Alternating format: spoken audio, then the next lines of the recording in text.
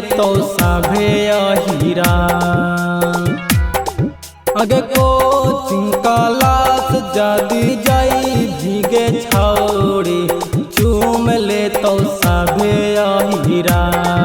अगे हो तो ना बर्दाश्त जाबा चुमतौगे छौड़ी छापर के खटिया हीरा। आगे हो तो ना बर्दाश्त जाबा चुमतौगे छौड़ी छापर के खटिया हीरा। पुरानी प्यार तो हर काले जनमार छौड़ी धुपुर धुपुर छौड़ी धुपुर धुपुर के केला सर ले बातो हार छौड़ी पुचुर पुचुर के केला सर ले बातो हार छौड़ी पुचुर पुचुर। अग छूट जाई तहारो आदतिया गे छौड़ी चाला लसीनावा के तान।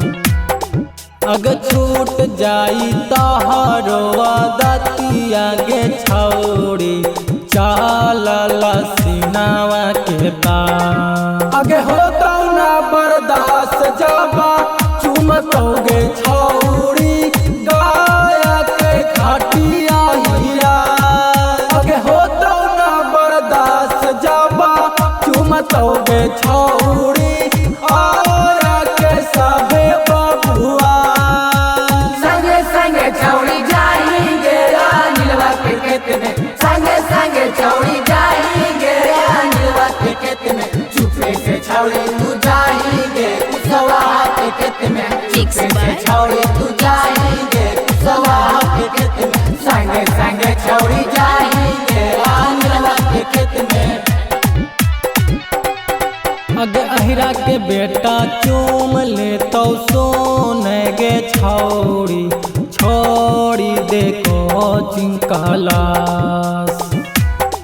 अगे अहिरा के बेटा चूम ले तो सोने गे छौड़ी कुसवाहा के हाही तू ताजा।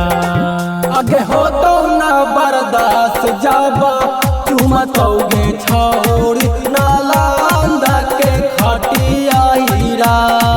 अगे हो तो ना बर्दाश्त जाबा चुमतौगे छौड़ी गाया के सबे बबुआ। कोचिंग क्लास जदी जाई भीगे छौड़ी चूम ले तो सभे हीरा। अगे कोचिंग क्लास जदी जाई भीगे छौड़ी चूम ले तो सभे हीरा। अगे हो तो ना बर्दाश्त जाबा चुमतौगे छौड़ी छापर के खटिया हीरा।